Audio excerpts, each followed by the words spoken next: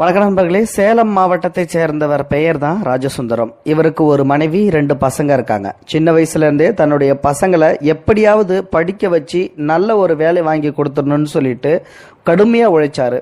விவசாயம் பார்த்து, கூலி வேலை பார்த்து, அப்படி இப்படின்னு சொல்லிட்டு தன்னுடைய மகன்களை 2 பேரையும் பாத்தீங்கன்னா, ஒரு பையனை டாக்டருக்கு படிக்க வச்சாரு, இன்னொரு பையனை என்ஜினியருக்கு படிக்க வச்சாரு.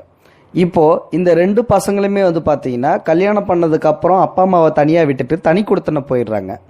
இந்த நிலையில தான் இவங்க 2 பேருமே மனம் சோர்ந்து போயிடுறாங்க.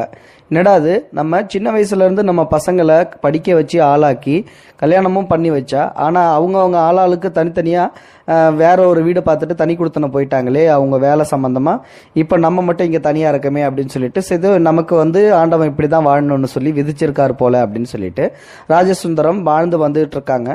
சில மாதங்களுக்கு முன்பு ராஜசுந்தரத்தோட மனைவி திடீர்னு உடல்நல குறைவால இறந்து போயிடுறாங்க.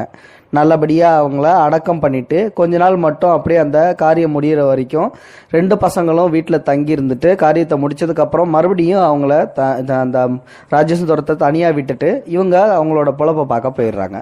இவருக்கு தனிமை ரொம்ப விரக்தியை கொடுத்துருக்கு. என்னடாது, நமக்கு நம்ம மனைவியும் இல்ல, தற்சமயத்துக்கு 2 பசங்களும் நம்மளை விட்டுட்டு போயிட்டாங்க, இப்போ தனியா என்னடா பண்றது அப்படின்னு சொல்லிட்டு, சரி ஏதோ நம்மளால முடியாத பட்சத்துக்கு சோறாக்கி சாப்பிட்டுட்டு இருப்போம் அப்படின்னு சொல்லிட்டு வாழ்ந்து வந்துகிட்டு இருக்க அந்த ராஜசுந்தரத்துக்கு வருஷா வருஷம் எப்பயுமே திருச்செந்தூர் முருகனை சந்திக்கிறது வழக்கம். அதுவும் தன்னுடைய மனைவியோட. இந்த தடவை தன்னுடைய மனைவி இல்லையே அப்படின்ற ஒரு சின்ன வருத்தம் தான். ஆனா முருகனை பார்க்காம இருக்க முடியாது, நம்ம அந்த திருச்செந்தூர் முருகனை பார்க்கறதுக்கு போலாம் அப்படின்னு சொல்லிட்டு முடிவெடுக்கிறாரு.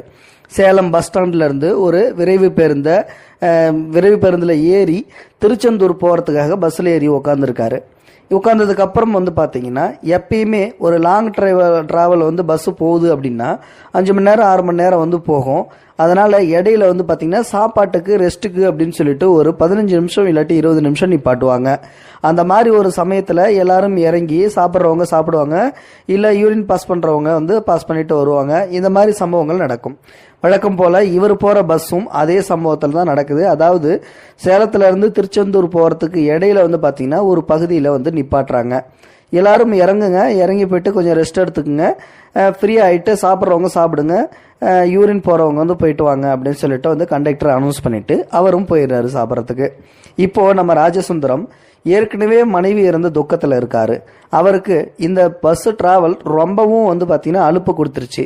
சரி, இறங்கி யூரின் மட்டும் பாஸ் பண்ணிட்டு வந்துடலாம் அப்படின்னு சொல்லிட்டு கழிப்பறைக்கு போறாரு. ராஜசுந்தரம் உள்ள போன உடனே பாத்தீங்கன்னா செத்த நேரத்துல மயங்கி விழுந்து அம்மா அப்படின்னு சொல்லிட்டு கத்திட்டு கீழே விழுந்துடுறாரு. 2 பாத்ரூமும் ஒன்னா இருக்கு. அதாவது பாத்தீங்கன்னா லெஃப்ட் சைடு பெண்கள் பாத்ரூம், ரைட் சைடுல பாத்தீங்கன்னா ஆண்கள் பாத்ரூம் இருக்கு. இந்த மாதிரி ஒரு சுச்சுவேஷன்ல பெண்கள் பாத்ரூம்ல இருந்த ஒரு பெண்ணுக்கு இந்த முதியவர் கத்தன சத்தம் கேட்டுருச்சு. எங்க இருந்துடா சத்தம் வருது அப்படின்னு சொல்லிட்டு வெளியில பார்க்கும்போது பக்கத்துல இருந்த ஆண்கள் பாத்ரூம்ல இருந்து தான் சத்தம் வந்துருச்சு. சரி, ஆண்கள் கழிப்பறைக்குள்ள எப்படி போகிறது அப்படின்னு சொல்லிட்டு திருத்திருன்னு முழிச்சுக்கிட்டு இருக்கும்போது ஒரு இளைஞர் ஒருவர் வராரு. அவர்கிட்ட உள்ள போய் இந்த சத்தம் எங்க இருந்து வந்ததுன்னு கொஞ்சம் பாருங்களேன், எனக்கு சத்தம் கேட்டுச்சு அப்படின்னு சொல்லி சொல்ல, உடனே அந்த பையன் உள்ள போய் பார்த்துட்டு ஒரு முதியோர் ஒருத்தர் விழுந்து கிடக்குறாரு, அந்த முதியோர் போதையில இருப்பார் போல அப்படின்னு சொல்லிட்டு அவர் கண்டுக்கவே இல்லை. ஆனாலும் பாத்தீங்கன்னா இந்த பெண்ணுக்கு ரொம்பவே மனசு அடிச்சுக்குது. ஏதோ தவறி விழுந்த மாதிரி தானே நமக்கு சத்தம் கேட்டுச்சு, ஆனா இந்த பையன் குடிபோதையில கிடக்குறாருன்னு சொல்லி சொல்றானே அப்படின்னு சொல்லிட்டு, சரி அந்த பையன் வெளியில போகட்டும்னு சொல்லிட்டு வெளியிலே காத்திருந்து அந்த பையன் வெளியில போனதுக்கு அப்புறம் உள்ள போய் என்னதான் நடக்குதுன்னு சொல்லிட்டு ஆண்கள் பாத்ரூமுக்குள்ள போறாங்க. அங்க போனதுக்கு அப்புறம் அந்த முதியவர் விழுந்து கிடந்ததை பார்த்த உடனே எல்லாருக்கும் தகவல் சொல்றாங்க, கொஞ்சம் வெளியில வாங்க, எல்லாரும் ஓடி வாங்க அப்படின்னு சொல்லிட்டு வெளியில கத்தும் போது எல்லாரும் ஓடி போறாங்க. அங்க போனதுக்கு அப்புறம் அந்த முதியவரை தூக்கி ஆம்புலன்ஸுக்கு போன் பண்றாங்க. ஆம்புலன்ஸுக்கு போன் பண்ணிட்டு நேரா கொண்டு போயிட்டு அந்த ஒரு ஹாஸ்பிட்டல்ல சேர்த்துறாங்க. பக்கத்தில் உள்ள ஹாஸ்பிட்டலில் சேர்த்ததுக்கு அப்புறம் பார்த்தீங்கன்னா டாக்டர் வராரு. டாக்டர் செக் பண்ணி பார்த்துட்டு உடனே இவருக்கு லோ பிபி இருக்குது அப்படின்னு சொல்லிட்டு சொல்றாங்க. அந்த டாக்டர் உடனே செக் பண்ணி பார்த்துட்டு லோ பிபி இருக்குன்னு சொன்ன உடனே பார்த்தீங்கன்னா தன்னுடைய இளைய மகனுக்கு ஃபோன் செய்ய சொல்லி அந்த முதியவர் சொல்றாரு. உடனே அந்த பொண்ணும் இளைய மகனுக்கு ஃபோன் செஞ்சதுக்கு அப்புறம் நேராக ஹாஸ்பிட்டலுக்கு வர்றாரு. ஹாஸ்பிட்டலுக்கு இந்த மாதிரி எங்க அப்பாவை காப்பாத்தினதுக்கு ரொம்ப நன்றி, இனிமேல்ட்டு அவரை நான் தனியா விட மாட்டேன், தனியா விட்டதுனால எவ்வளவு பிரச்சனை வந்துச்சு பாருங்க, இனிமே எங்க அப்பாவை எங்க கூட நாங்க வச்சுக்கிறோம், இதுக்கப்புறம் நான் எங்க அப்பாவை தனியா விட மாட்டேன், இது எவ்வளோ பெரிய தப்புன்னு நான் இப்போ உணர்ந்துட்டேன் அப்படின்னு சொல்லிட்டு அப்பாவோட அருமையை புரிஞ்சுக்கிட்டு அவரை ஹாஸ்பிட்டல்லேருந்து டிஸ்சார்ஜ் பண்ணி தன்னுடைய வீட்டுக்கு கொண்டு போயிடுறாரு. அது மட்டும் இல்லை, இந்த நடந்த சம்பவத்தை தன்னுடைய ஃபேஸ்புக் பதிவில் வந்து பதிவிட்டுட்டு இந்த மாதிரி அந்த பொண்ணு வந்து எங்கள் அப்பாவை வந்து காப்பாற்றி ஹாஸ்பிட்டலில் கொண்டு வந்து சேர்த்தது எங்கள் அம்மாவை தான் நான் நினைக்கிறேன். இறந்து போன எங்கள் அம்மா தான் அந்த பொண்ணு ரூபத்தில் வந்திருக்குது.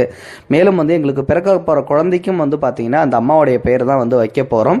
எங்கள் அம்மாவே எனக்கு இப்போ குழந்தைய வந்து பிறப்பாங்க அப்படின்னு சொல்லிட்டு தன்னுடைய ஃபேஸ்புக் பக்கத்தில் வந்து பதிவிட்டுட்டு இது போன்ற சம்பவங்கள் இனிமேல்ட்டு எங்கும் நடக்கக்கூடாது, பெற்றவங்களை வந்து கடைசி நேரத்தில் கைவிடக்கூடாது அப்படின்னு சொல்லிட்டு ஒரு உருக்கமான பதிவையும் வந்து எழுதியிருக்காரு. இந்த வீடியோ பற்றின கருத்துக்களை மறக்காம உங்களோட கமெண்ட் பாக்ஸில் சொல்லுங்க. முடிதலுக்கு இந்த வீடியோ மற்றவங்களுக்கு ஷேர் பண்ணி விடுங்க. கூடவே நம்ம சேனலையும் சப்ஸ்கிரைப் பண்ணி விட்டுருங்க. தேங்க்யூ ஃபார் வாட்சிங். இது போன்ற செய்திகளை உடனுக்குடன் நீங்கள் தெரிந்து கொள்ள மறக்காமல் எங்களுடைய சேனலை சப்ஸ்கிரைப் செய்யவும், கூடவே பக்கத்தில் வரும் பெல் ஐக்கானையும் கிளிக் செய்யவும்.